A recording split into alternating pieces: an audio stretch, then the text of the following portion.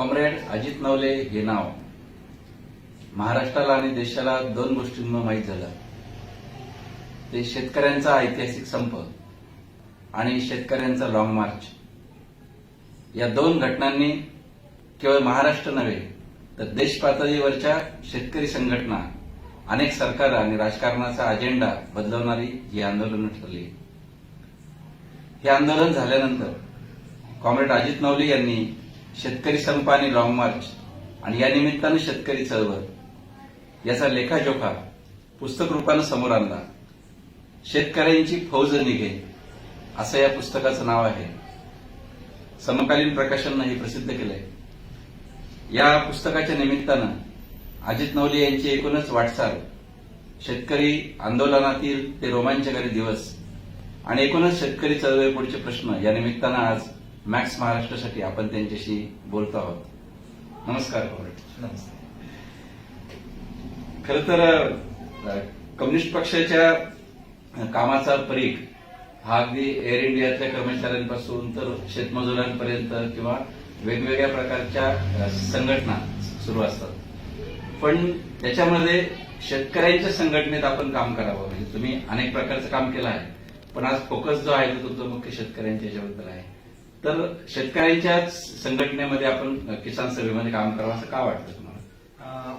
मी स्वतः शेतकरी कुटुंबातून आलेलो आहे. माझ्या आईला ढोर मेहनत करताना लहानपणापासून मी पाहत आलो. माझे वडील संगमनेर साखर कारखान्यात कर्मचारी म्हणून कामगार होते. परंतु आजपर्यंत आपण पाहतोय की ते सुद्धा प्रचंड कष्ट शेतीमध्ये करतायत. आत्ताही ते करतायत. आईबापांचे कष्ट पाहत आल्यामुळे कदाचित शेतकऱ्यांच्या प्रश्नांबद्दल एक स्वाभाविक ओढ होती. आणि आज जर आपण पाहिलं वेगवेगळे घटक आपण पाहतो, सगळ्यात जास्त महाराष्ट्रामध्ये आज जर व्यथित कोणता घटक असेल तर तो शेतकरी जनविभाग आहे. आणि म्हणून स्वाभाविकपणाने ओढा शेतकरी चळवळीकडे होता. तिथे काम करताना बरं वाटतं, रमतो माणूस आणि एक आत्मिक समाधान तिथे काम केल्याचं मिळतं. म्हणून स्वाभाविकरित्या शेतकरी चळवळीत मी सक्रिय. पण पुण्यासारख्या शहरामध्ये तुम्ही मेडिकलचं शिक्षण घेतलं, डॉक्टर झाला, पण मग तिथून आल्यानंतर ह्या किसान सभेपर्यंतचा जो मधला काळ आहे त्यात काय काय काम केलं तुम्ही? पुण्यामध्ये असताना खरं तर वेगवेगळ्या विद्यार्थी चळवळीशी संपर्क आला. अगदी छात्र भारती पासून तर RSSच्या सगळ्या वेगवेगळ्या ज्या काही चळवळी आहेत त्या सगळ्यांच्या मध्ये शिकण्यासाठी, समजून घेण्यासाठी आणि प्रसंगी काम करण्यासाठी सुद्धा जाणं झालं. परंतु शेवटी मात्र स्वाभाविकरित्या मी SFI नावाच्या विद्यार्थी संघटनेकडे आकर्षित झालो. माझी घरची बॅकग्राऊंड ही खरं तर कम्युनिस्ट बॅकग्राऊंड आहे. माझे तीनही आजोबा हे कम्युनिस्ट पक्षाचे पूर्णवेळ कार्यकर्ते राहिले. माझं संपूर्ण गाव कम्युनिस्ट पक्षाचा कार्यकर्ते आणि चळवळीचा भाग राहिलेला आहे. परंतु वंश परंपरेनं मी कम्युनिस्ट झालो नाही. हे सगळं समजून घेत असताना वेगवेगळ्या राजकीय पक्षांच्या चळवळीमध्ये काम करून जाणीवपूर्वक मी हा मार्ग निवडला आणि मग SFIच्या माध्यमातून याच्यात सक्रिय झालो. अकोल्यात आल्यानंतर एकीकडे हॉस्पिटल टाकलं. त्याच दिवशी SFI संघटनेच्या उद्घाटनाचा कार्यक्रम पण हे ठरवून आलो होतो की पोटा पाण्यासाठी हॉस्पिटल आणि एक सामाजिक भान आहे, आत्मिक एक गरज आहे आणि म्हणून SFI आणि या प्रवाहात काम करायचं. SFI या विद्यार्थी चळवळीतून सुरुवात झाली. DYFI नावाची युवकांची संघटना त्यातून सुरू केली. वाड्या वस्त्यांमध्ये, विशेषतः आदिवासी पाड्यावाड्यांमध्ये युवकांना संघटित केलं. त्यानंतर असंघटित जे कामगार आहेत, आशा कर्मचारी आहेत, अंगणवाडीच्या ताई आहेत, ग्रामपंचायत कर्मचारी आहेत, ग्राम रोजगार सेवक आहेत, मोठा वर्ग आहे, यांच्या संघटनेच्याकडे पण आकर्षित झालो आणि बालवाडीच्या संघटनेपासून सुरुवात केली. आज सिटीची मोठी संघटना अकोल्यात उभी आहे. आणि त्याचबरोबर मग शेतकऱ्यांच्या लढ्यांमध्ये, आदिवासींच्या लढ्यांकडून खरं शेतकऱ्यांच्या लढ्याकडे आलो आणि आज शेतकरी संघटनेत शेतकरी चळवळीमध्ये काम करतो. पण या निमित्ताने मला एक क्लॅरिटी अशी आली आहे की फार पूर्वी कम्युनिस्ट चळवळ ही शेतमजुरांच्या प्रश्नासाठी ओळखली जाते. म्हणजे शेतकरी हा काही फार कन्सर्नचा भाग नसायचा. तर त्या शेतावर काम करणारा जो शेतमजूर आहे हा कम्युनिस्टांच्या आस्थेचा विषय असणं अगदी स्वाभाविक आहे. पण शेतमजुरा इतकाच शेतकरी हा सुद्धा शोषित आहे, हे जे कम्युनिस्ट पक्षाचं नवं आकलन आहे ते आकलन आम्हाला या सगळ्या शेतकरी आंदोलनामध्ये, शेतकरी संप किंवा याच्यामध्ये दिसलं आणि शेतमजुराबरोबर शेतकऱ्याचे प्रश्नही तितके तीव्रपणे आज किसान सभाने या निमित्ताने मांडलेत. तर हा बदल म्हणायचा की हे अगदी म्हणजे आम्हाला माहीत नसलेली गोष्ट होती. खरं तर हे अत्यंत स्वाभाविक आहे. मार्क्स असं म्हणतो की कम्युनिस्टांना ठोस परिस्थितीचं ठोस विश्लेषण करता आलं पाहिजे आणि त्यानुसार भूमिका घेता आली पाहिजे. त्या काळामध्ये अन्न हीच मुख्य समस्या होती. म्हणजे माणसांना जगण्यासाठी पुरेसं अन्न मिळावं ही त्या काळची प्राधान्याची समस्या होती. त्या काळाच्या ठोस परिस्थितीचं ठोस विश्लेषण करत तत्कालीन सगळ्याच कम्युनिस्ट नेत्यांनी भुकेल्याला अन्न मिळालं पाहिजे याच्यासाठीच्या चळवळी खूप तीव्रतेनं आणि ताकदीने केलेल्या आपण पाहतो.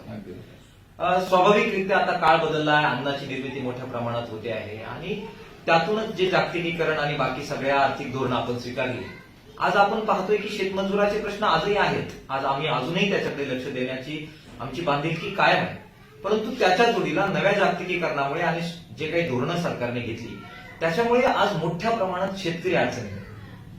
जो सर्वात जास्त त्रासात आहे, अडचणीत आहे, स्वाभाविकरित्या कम्युनिस्ट त्यांच्या बाजूने उभे राहतात आणि म्हणून आज शेतकऱ्यांच्या शोषणाच्या विरोधामध्ये शेतकऱ्याच्या बाजूने उभी राहण्याची भूमिका केवळ कम्युनिस्टांनीच नव्हे, ज्याला ज्याला हृदय आहे, ज्याला ज्याला न्यायाची चाड आहे, त्या सगळ्यांनी शेतकऱ्यांच्या मागे उभी राहण्याची भूमिका घेतली. सगळे मागे उभे राहत असताना कम्युनिस्ट बाजूला राहू शकत नाही. म्हणून स्वाभाविकरित्या आम्ही शेतकऱ्यांच्या बरोबर. मला हे पुस्तक वाचताना सुकाणू समितीचा जो सगळा अध्याय आहे तर तो वाचताना कम्युनिस्टांचा आणखी एक वेगळेपणा असं जाणवलं की कम्युनिस्टांचं एक इम्प्रेशन लोकांमध्ये असं ताठरपणा असतो की ते तत्वाशी तडजोड किंवा सर्वांसोबत काम करायची क्षमता फारशी दाखवत नाही.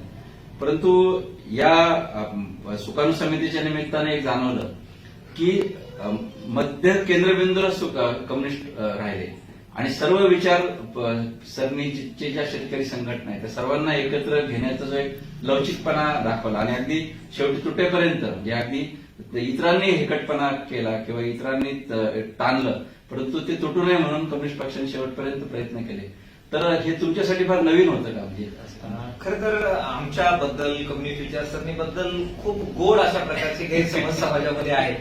परंतु जे कम्युनिस्ट नेत्यांना जवळून ओळखतात त्यांना ही माहिती आहे की हे याच्यामध्ये नवीन काहीच नाही. तुम्ही महाराष्ट्र निर्मितीचा जो अत्युच्च असा लढा झाला त्याच्यामध्ये तुम्ही पाहिलं कम्युनिस्टांचं योगदान हे वादातीत आणि सर्व प्रकारच्या लोकांना एकत्र करत महाराष्ट्राच्या निर्मितीसाठीचं त्यांचं कॉन्ट्रीब्युशन हे लवचिकतेशिवाय आणि सर्वांना एकत्र घेतल्याशिवाय झालं नाही. कामगारांच्यासाठी जे कायदे झाले आणि देशव्यापी चळवळी झाल्या आपण साक्षीदार आहात की त्याच्यामध्ये सुद्धा ह्या ट्रेड युनियननी सर्वांना बरोबर घेत जो काही आवाका हासिल केला तो विवादित आहे, म्हणजे विवादांच्या पलीकडे आहे. स्वातंत्र्य चळवळीमध्ये कम्युनिस्टांचं योगदान आपण जर त्याच्याकडे नजर टाकली तर तिथेही आपण पाहाल की जे योगदान अगदी नाना पाटलांपासून तर अनेक नावं मी आपल्याला सांगेन, लोकांमध्ये घुसून त्यांना बरोबर घेत अगदी गांधी विचारांपासून तर कडव्या बाकी इतर लोकांपर्यंत सगळ्यांना बरोबर घेऊन हे अत्यंत मॅच्युरिटी दाखवत कम्युनिस्टांनी यापूर्वी काम केलेले आहे. स्वाभाविकरित्या या शेतकरी आंदोलनामध्ये तोच वारसा थोड्याफार प्रमाणात पुढे नेण्याचा प्रयत्न हा आमच्या पिढीने केलेला. या पुस्तकातला जो निम्मा भाग आहे तर तो शेतकरी संपाविषयी आहे. म्हणजे शेतकरी संप करू शकतात हाच एक मोठा विरोधाभासी वाक्य किंवा एक धक्का होता संपूर्ण महाराष्ट्राला. आणि त्याच्या व्यासपीठावर किंवा त्या रंगमंचावर अजित नवले कुठंच नव्हते 1 जून पर्यंत. म्हणजे त्याच्या पडद्यामागच्या सगळ्या हालचालींमध्ये वेगळे चेहरे पुढे येत होते. परंतु असा एक क्षण एखाद्या व्यक्तीच्या आयुष्यात येतो की त्या क्षणाला एक साथ जर व्यक्तीनं दिली तर त्याचंही आयुष्य बदलतं आणि त्या आंदोलनाचंही आयुष्य बदलतं.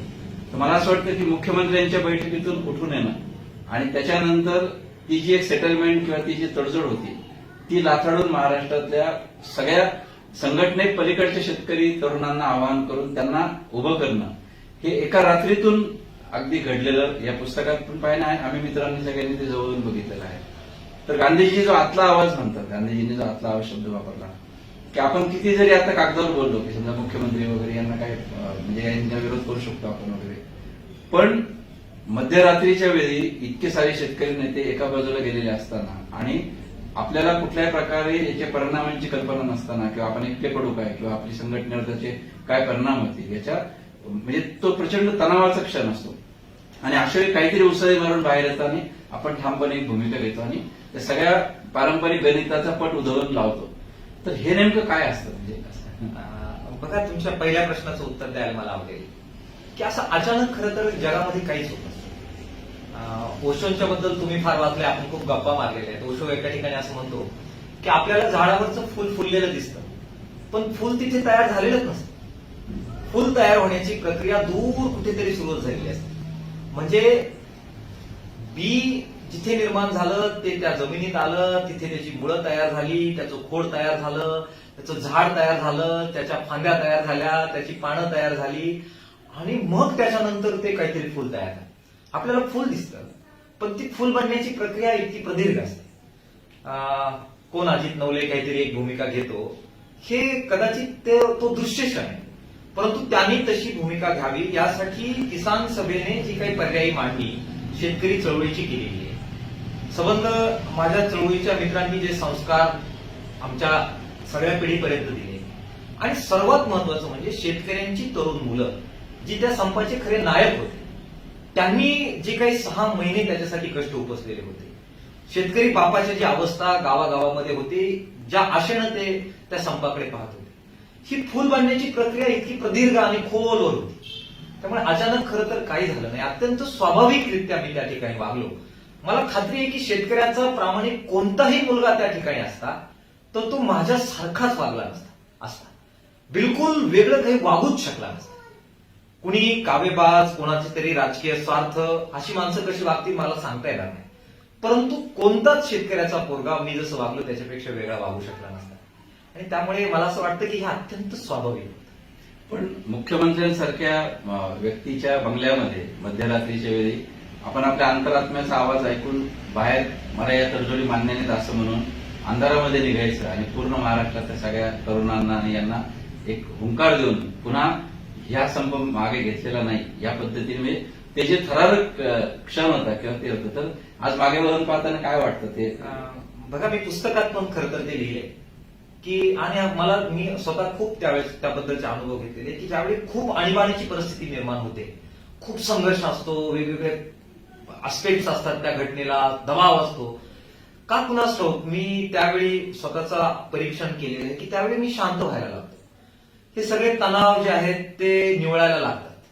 विशेषतः माझा ज्यावेळी निर्णय होत येतो त्यावेळी मी आतून कमालीचा शांत झालेला असतो. तणाव नसतो आणि मी अनुभवलेले ती एक क्षण गाठला, निर्णय होण्याचा क्षण गाठला आणि एकदा मी त्या निर्णयावर आलो की मी बरोबर आहे की मग मी कमालीचा शांत असतो.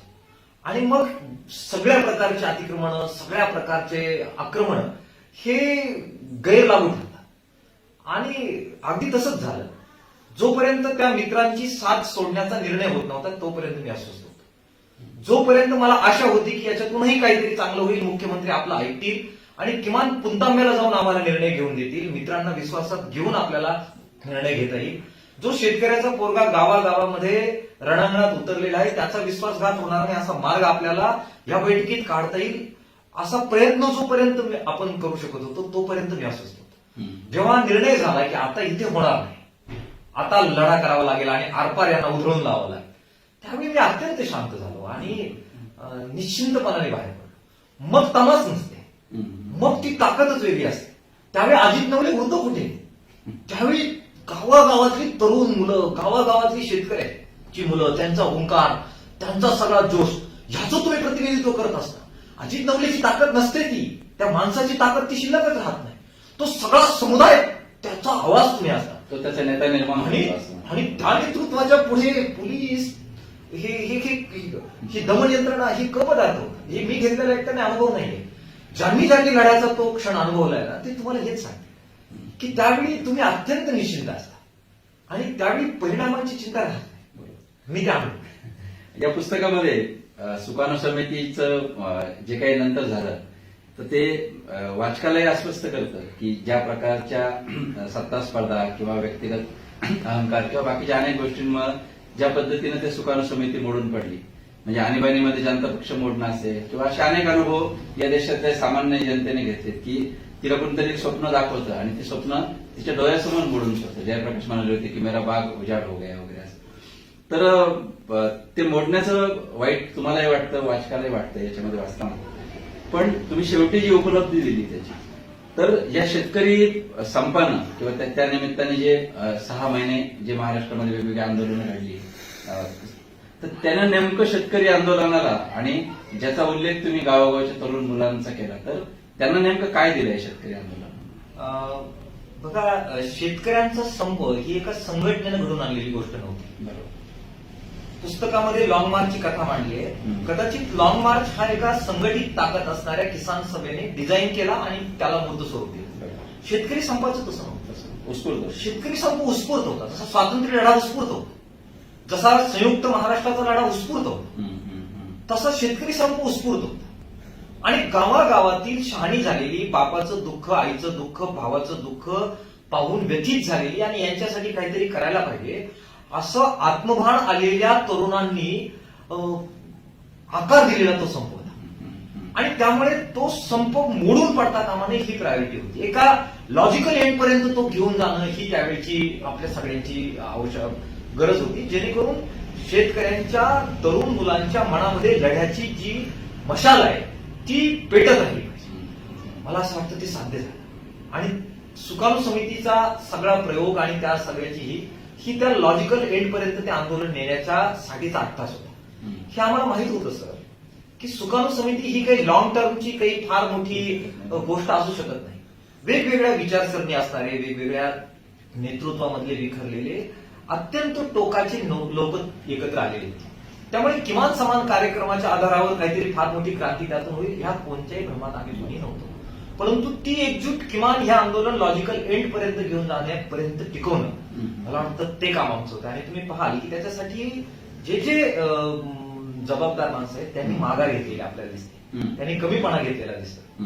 आणि ती एकजूट आपण त्या लॉजिकल एंड पर्यंत टिकवली. शेतकऱ्यांच्या तरुण मुलांना याच्यातून एक आत्मभान मिळाला की आपण करू शकतो. कोणीतरी नेताच पाहिजे, कोणीतरी आकाशातून जन्मच घ्यायला पाहिजे, कोणीतरी विभूतीच पाहिजे नव्हे, आम्हीच ती विभूती आहोत हे आत्मभान शेतकऱ्यांच्या पोरांना मिळणं ही मला वाटतं की फार मोठी होतं. बरोबर. शरद जोशींनी जे महाराष्ट्राला शेतकरी आंदोलनाचं मोठी पार्श्वभूमी दिली आणि त्याच्यामध्ये जो एक मोठा गॅप पडला होता तो सुकाणू समितीच्या या सगळ्या प्रयोगाने काही अंश भरून निघाला असं आपण म्हणूया. पण त्यानंतर या पुस्तकाचा निम्मा जो भाग आहे तो आहे लॉंग मार्च बद्दलचा. तर लॉंग मार्च एक काव्यात्म आंदोलन असं मी म्हणेन, कारण तो जो त्या एका महिलेच्या पायाचा जो फोटो होता चालून आलेला आणि त्याच्यामुळे संपूर्ण महाराष्ट्रातील संवेदना हल्ली. आणि बऱ्याचदा वंचितांची आंदोलने वंचितांपुरतीच राहतात, परंतु मुंबापुरीतील सारे मध्यमवर्गीय किंवा साऱ्या तरुण महिला हे सारे जण मुंबापुरीच्या वेशीवर स्वागताला आले आणि संपूर्ण महाराष्ट्राला तो लॉंग मार्च आपला वाटला. तर हे त्या लॉंग मार्चचं मला एक मोठं उपलब्धी वाटते.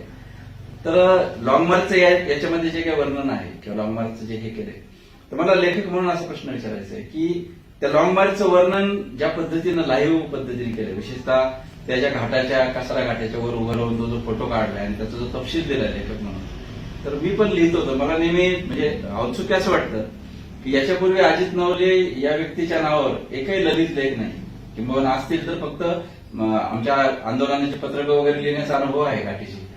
पण पहिल्याच फटक्यात एक पुस्तक पूर्णचे पूर्ण लिहिणं आणि तेही पुन्हा आपलं वैचारिक किंवा अशाच्या ललित पद्धतीनं किंवा भावनेला जिथं भावनेला आवाहन करण्याची गरज आहे तिथं भावनेला, जिथं लॉजिक मांडणं गरजेचं तिथं, तरी लेखनावरची हुकमत, आंदोलनाची हुकमत इतकीच कशी जमली हा एक मला. खरं तर ते पुस्तक तसं झालंय असं तुम्हाला वाटत असेल तर माझ्यासाठी आनंदाची गोष्ट आहे. परंतु हे खरं आहे की मी काही लेखक नाही, मी कार्यकर्ता आहे. आणि मी एक असं म्हणेन खरं तर की मार्क्सवादी विचाराच्या माणसांच्या बद्दलची जी काही इमेज तयार केलेली आहे तर त्याला तडा जावा अशा प्रकारची इच्छा बाळगणारा मी कार्यकर्ता आहे. मार्क्सवर एक खरं तर अन्याय झाला. मार्क्सचे आर्थिक विचार खूप ताकदीने पुढे आले, विषमतेच्या विरोधातले विचार खूप ताकदीने पुढे आले, आर्थिक बाबत त्याची मांडणी सगळ्यांच्या समोर आहे. पण मार्क्सने माणसाच्या मनाबद्दल आणि मानवी भावनांबद्दल जे लिखाण केले आहे तर ते पुढे आलं नाही, खरंच माहित नाही. आणि ते इतकं सकस आहे, आजच्या जगासाठी ते इतकं आवश्यक आहे. मी त्या मानवी त्यांनी मांडलेल्या गोष्टीचा फार मोठा फॅन. आणि म्हणून तुम्ही बघा त्या लॉंग मार्च मध्ये मला सगळ्यात भावतोय काय, त्या लॉंग मार्चनी किती कर्जमाफी झाली, किती आर्थिक मागण्या मान्य झाल्या याचा तपशील आपण लिहिला. परंतु आपल्याला भावतं असं की माणसं जी जोडली गेली, मुंबईची माणसं ज्या प्रकारे आली, जी ज्या प्रकारची मदत केली, शेतकरी आईबापाच्या बरोबर ते जशा प्रकारे कनेक्ट झाले, हा प्रचंड मानवी जो भाग आहे तो किती मौल्यवान आहे. आणि सगळ्या भिंती कोसळून लावत सगळ्या मानवतेचा उत्सव सगळ्यांनी साजरा करावा, याच्यापेक्षा दुसरं आउटपुट काय असू शकतं लढ्याचं. जात पात धर्म भेद पंथ सारं उधळून देत शेतकरी बापाच्या मागं ही सगळी मुंबापुरी आणि ठाण्याची माणसं उभी राहतात. हे किती मोठं आउटपुट त्या लढ्याचं. आणि म्हणून अत्यंत स्वाभाविकरित्या एक जिवंत माणूस म्हणून ह्या भावना जवळच्या वाटल्या आणि त्यात आपण जगल्यामुळे त्या तशा मांडण्यात आलेल्या. पण त्यात ती जी सहजता आहे ती कशातून आली? म्हणजे विशेषतः एखाद्या प्रसंगाची सुरुवात करायची, त्याच्यातली नाट्यपूर्णता, त्यातली कलाटणी, त्याचा शेवट, ही जी आम्ही म्हणजे आमची जी साहित्याची निकष लावतो, तर तुम्ही त्या पद्धतीने ते खेळलेले नाही, परंतु समीक्षकांच्या नजरेत ते उतरते. म्हणजे तर ते जमलंय सांगणं, तर ते कसं म्हणजे काय, त्याचा काही गृहपाठ केलेला आहे का किंवा काय? मी खरंच आपल्याला सांगेल, मी तुम्हाला याची खरी गोष्ट सांगतो. सेकंड लॉंग मार्च जो झाला त्याच्यावेळी खूप दगदग झाली होती. हे मी कोणाला सांगितलं नाही, तुम्ही विचारलं म्हणून मी सांगतोय. पोलीस मागे लागलेले होते आणि मला तिथे जाऊन द्यायचं नाही म्हणून अट्टास होता. आणि मी हे कोणाला सांगितलं नाही, परत एकदा सांगतो. तर मला 10x10च्या एका ऑफिसच्या रूम मध्ये, जिथे प्रचंड डास आणि प्रचंड फ्लेक्स वगैरे ठेवलेले होते, तिथे अनेक रात्री काढाव्या लागल्या. आणि त्यानंतर परत चालावं लागलं दुसऱ्या सेकंड लॉंग मार्चला आणि मी आजारी पडलो. आणि माझ्या हॉस्पिटलमध्ये मला सक्तीची विश्रांती करावी लागली 1 महिन्याची. ते 1 महिन्यात काय करायचं म्हणून मी कॉम्प्युटरच्या समोर बसलो आणि जेलमध्ये तसं जेलमध्ये. आणि तुम्ही साक्षीदार आहात की तुम्ही मागे लागलेला होता आणि दुसरे गजे सर मागे लागलेले होते. हे 2 जण म्हणत होते की तुम्ही ते लिहा आणि त्यावेळेचा वेळ होता म्हणून स्वाभाविकरित्या लिहिलं, काहीही गृहपाठ नाही. त्या आजारीपणाच्या काळात जे सुचत गेलं ते लिहून काढलं आणि तुमच्या स्वाधीन केलं, बस इतकं सहज होतं. पण या निमित्ताने आणखी एक मुद्दा माझ्या लक्षात आला की जे काम करणारी माणसं आहेत ती लिहित नाही आणि जी लिहिणारी माणसं आहेत ती काम करत नाही, अशा आपल्याकडे 2 वर्ग निर्माण झाले. पण ज्यावेळी काम करणारा माणूस जेव्हा लिहितो तेव्हा त्याच्या कामाचा वेग प्रचंड वाढतो. म्हणजे आपण महात्मा गांधींपासूनची उदाहरणं पाहिजे किंवा शरद जोशींचे उदाहरण घेतलं की जेव्हा तुमच्याकडे जर वक्तृत्व असेल आणि तुमच्याकडे जर लेखन असेल तर तुमच्या कामाचा वेग काही पटीनं वाढतो. तर याचा अनुभव तुम्ही घेतला का? खूप घेतला. खरं तर हे पुस्तकाच्या व्यतिरिक्त मला स्वाभाविकरित्या शेतकरी प्रश्नांवर लिहावं लागलं. हो, अनेकदा. सुरुवातीला आमच्या जीवन मार्गमध्ये डॉक्टर अशोक ढवळे माझ्याकडून हे लिहून घ्यायचे आणि नंतर मग काही वर्तमानपत्रात चळवळीची गरज म्हणून मी लिहायला लागलो. मला फायदा असा झाला की एका विशिष्ट शब्द मर्यादेमध्ये तो विषय मांडणं आणि त्यातून बरोबर योग्य आशय लोकांपर्यंत पोहोचवणं. तर यासाठी स्वतःला आपल्याला काही ट्रेनिंग द्यावं लागतं, माहिती गोळा करावी लागते आणि तुमचा विषय त्या साच्यात टाकावा लागतो. खरं तर आपण लेख लिहित असतो, परंतु आपण खरं तर स्वतःला एक रिऑर्गनाइज त्या निमित्ताने करत असतो. स्वतःची मांडणी करण्यासाठी, चळवळीला ताकद देण्यासाठी, योग्य शब्दात विषय मांडण्यासाठी ह्या लिखाणाची मला प्रचंड मदत झाली. आणि मी असं नम्रपणाने सांगेल की कार्यकर्त्यांनी जर लिहायला शिकलं किंवा लिहायची सवय लावली तर स्वाभाविकरित्या त्याचा चळवळीला फार खूप फायदा होईल. आणि त्या निमित्ताने त्याचा फायदा हा लेखाच्या रूपाने चळवळीला झाला. मला स्वतःला खूप तो प्रत्यक्ष फायदा असल्यामुळे कार्यकर्ते त्यात रमत नसतील कदाचित. त्यांना असं वाटतं की एखाद्या आंदोलनाचं पत्रक लिहिलं तर त्याचा लगेच इफेक्ट दिसतो, पण पुस्तक लेख लिहिला तर त्याचा इफेक्ट हा दूरगामी किंवा अप्रत्यक्ष असल्यामुळे कदाचित त्याचं महत्व वाटत नसावं. पण एक शेवटचा मुद्दा विचारतो की हा अहवाल साधारणपणे आल्यानंतर काय प्रतिसाद मिळतो आहे या सगळ्या? मी तुम्हाला एवढंच सांगेल की हे काही लेखकाचं कौशल्य नाहीये किंवा मी जे काही लिहिलं त्या शब्दांची जादू नाहीये. चळवळीचं पुस्तक, ते चळवळीचं पुस्तक आहे आणि ते इतक्या जिवंत लढ्याचं पुस्तक आहे. मला अनेक मित्रांनी ह्या पुस्तकाबद्दल फक्त एवढंच सांगितलं आणि मी अत्यंत आनंदी त्यासाठी झालो की ते म्हणाले की डॉक्टर आम्ही पुस्तक वाचायला घेतलं, आम्हाला वाटत होतं की आम्ही टप्प्याटप्प्याने प्रकरण करत वाचू, परंतु आम्ही रात्री 3-4 वाजेपर्यंत ते पुस्तक संपवलं, मगच आम्ही झोपलो. अरे वा. सकाळी वाचायला सुरुवात केली, पुस्तक संपवल्यानंतर मी ते बाजूला ठेवलं. जी प्रकरणांमधली उत्सुकता आहे की यानंतर काय होईल, यानंतर कोण काय भूमिका घेईल, शेतकरी काय भूमिका घेतील, सरकार काय भूमिका घेतील, आतले डावपेच करणारे काय भूमिका घेतील, त्याचं आउटपुट काय निघेल. तर ती जी काही गोष्ट झाली आहे ती थांबवतच येत नाही वाचण्यापासून. मला असं वाटतं की शेतकरी चळवळीबद्दल याच्यामुळे प्रेम निर्माण होतंय आणि शेतकरी चळवळ लोकांना जाते. मला त्यामुळे प्रचंड आनंद होतो. फक्त 3 महिन्यात 5,000 पुस्तकं विकली. बापरे. पण मग आणि शेतकऱ्यांना आता- पलीकडचा वर्ग वाचतोय का, मध्यम वर्ग? त्याचेच तर खूप मोठ्या प्रमाणात फोन आहेत. अच्छा अच्छा. हा, बुद्धिजीवी आहेत, शिक्षक आहेत, वाचनाची आवड असणारे लोक आहेत. हा. आणि ते म्हणतायत की अशा प्रकारे शेतकरी आंदोलन आम्हाला अनुभवायला मिळालं हे आमच्यासाठी, म्हणजे मोर्चात न जाता मोर्चा अनुभवणं, लॉंग मार्च मध्ये न जाता लॉंग मार्च अनुभवणं, शेतकरी संपात न जाता. तर ते पुस्तक ठेवत नाही. हे मला वाटतं ते लेखकाचं श्रेय नाही, लेखकाचं कौशल्य ते नाहीये, ते त्या गोष्टीचा विषय. अच्छा. आता इंग्लिशमध्ये पुस्तक येत आहे, या इंग्रजीत अनुवाद झालाय याचा? लेफ्ट वर्डनी पुढाकार घेतला. समकालीन प्रकाशनाचे लाख आभार. त्यांनी या पुस्तकाला आकार खूप सुंदर दिला. त्यांची सगळी टीम याच्यासाठी खूप लाभली आहे. आता लेफ्ट वर्डची सगळी टीम त्याच्यासाठी काम म्हणजे याचा इंग्रजी अनुवाद प्रसिद्ध होतो. इंग्रजी अनुवाद येतोय देश पातळीवर आणि जातोय. हो, ते देश पातळीवर ते पुस्तक जात आहे. पुस्तकापेक्षा माझ्या शेतकऱ्यांचा संप देशभर जाणार आणि जे लॉंग माझ्या मावल्या चालल्या त्यांचा लॉंग मार्च देशभर जाणार, याचा मला खूप आनंद आहे. डॉक्टर, शेवटचा प्रश्न असा विचारतो की हे सगळं झाल्यानंतर महाराष्ट्राच्या विधानसभेच्या निवडणुका झाल्या, किती नाही म्हटलं तरी शेतकरी आंदोलनाचा जो इफेक्ट आहे तो अजूनही पुन्हा कर्जमाफीची चर्चा किंवा हे सरकार कर्जमाफी करणार का, तर कदाचित शेतकऱ्यांचे प्रतिनिधी किती निवडून गेलेत यापेक्षा सगळ्या राजकीय पक्षांच्या अजेंड्यावर तो विषय आला, ही आपली मोठी उपलब्धी आहे. पण तरी अजून एक राजकीय पर्याय शेतकऱ्यांचा जो निर्माण व्हायला पाहिजे या सगळ्या महाराष्ट्राच्या राजकारणामध्ये, तर शेतकरी आंदोलन हे राजकीय पर्यायामध्ये रूपांतरित होण्याची शक्यता तुम्हाला कितपत वाटते आणि त्यासाठी काही वेगळं काय करायला हवं?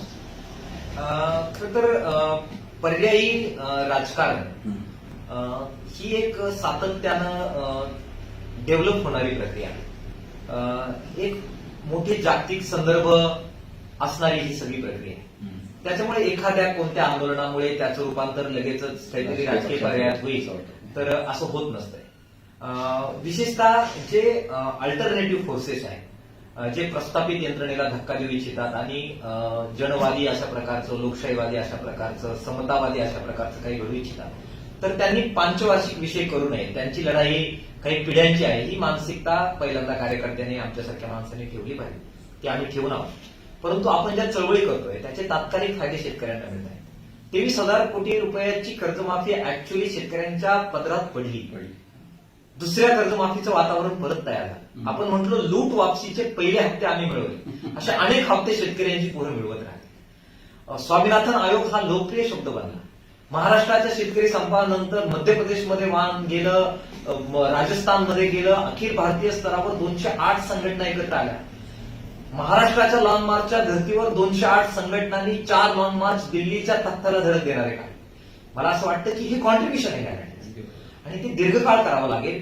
त्या पुस्तकामध्ये बहुतांशी भाग हा शेतकऱ्यांच्या बाबत अल्टरनेटिव्ह पॉलिसी काय असावी याच्यावर मांडलेला आहे. म्हणजे गोष्ट सांगणं हा भाग आहे, परंतु पर्याय काय असला पाहिजे.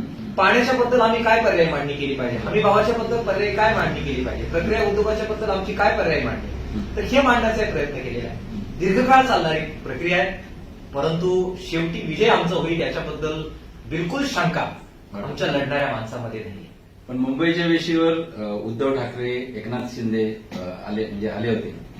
तुमच्यासोबत चालणारे सुकाणू समितीतले बच्चू कडू आज मंत्री आहेत. तर ही जी माणसं जी तुमच्या सोबत होती ती आता सत्तेत आहेत, तर यांच्याकडून काही विशेष अपेक्षा? नक्कीच त्यांच्याकडून अपेक्षा आहेत. केवळ उद्धव ठाकरेजी आणि बच्चू कडूंकडून नव्हे, तर काँग्रेस, राष्ट्रवादी काँग्रेसने पण त्या काळात शेतकऱ्यांच्या बद्दल खूप जत्रा केल्या, यात्रा केल्या, मोठमोठ्या मिरवणुका काढलेल्या. त्यांची डॉक्युमेंट शेतकऱ्यांची पोरांनी वाचलेली आहेत, त्यांची भाषणं आम्ही ऐकलेली आहेत. त्याच्यामुळे त्यांना काही वेळ आम्ही नक्कीच देणार आहोत. 3 महिन्याचा संसार आता झालेला आहे. ते म्हणतील अजून आम्हाला थोडा वेळ, त्या नक्कीच देऊ. पहिल्या कर्जमाफीची घोषणा त्यांनी केली आहे, त्याची अंमलबजावणी कशी होणार होते आम्ही पाहणार. परंतु आम्ही त्यांनाही सांगतो, केवळ अजित नवले म्हणून, किसान सभा म्हणून नाही, शेतकऱ्याची ती सारी गावागावातली पोरं म्हणून आम्ही सांगतोय की तुम्ही जो शब्द दिला तो तुम्हाला पाळावा लागेल. तुम्ही म्हणालात मला शेतकऱ्यांना कर्जमुक्त नव्हे चिंतामुक्त करायचं आहे. तुमच्यासाठी ते यमक जुळवणारी कविता असेल, आमच्यासाठी तुम्ही दिलेला तो छत्रपतींचं नाव घेणाऱ्या माणसाचा शब्द आहे. छत्रपतींचं नाव घेऊन तुम्ही राजकारण करता, तो शब्द तुम्हाला पाळायला पाहिजे. तो त्यांनी जर पाळला नाही तर शेतकऱ्यांच्या लढाई शेतकऱ्यांच्या पोरांनी म्यान केलेली नाही. आम्ही परत रणांगणात उतरू, तितक्याच प्रामाणिकपणानं गावागावातील शेतकऱ्यांची पोरं जसा जाब देवेंद्र फडणवीस सरकारला विचारला त्याच्यापेक्षा 10 पट तयारीनं आणि ताकदीनं जाब या सत्ताधाऱ्यांना पण विचारण्याची ताकद नक्कीच आहे. धन्यवाद.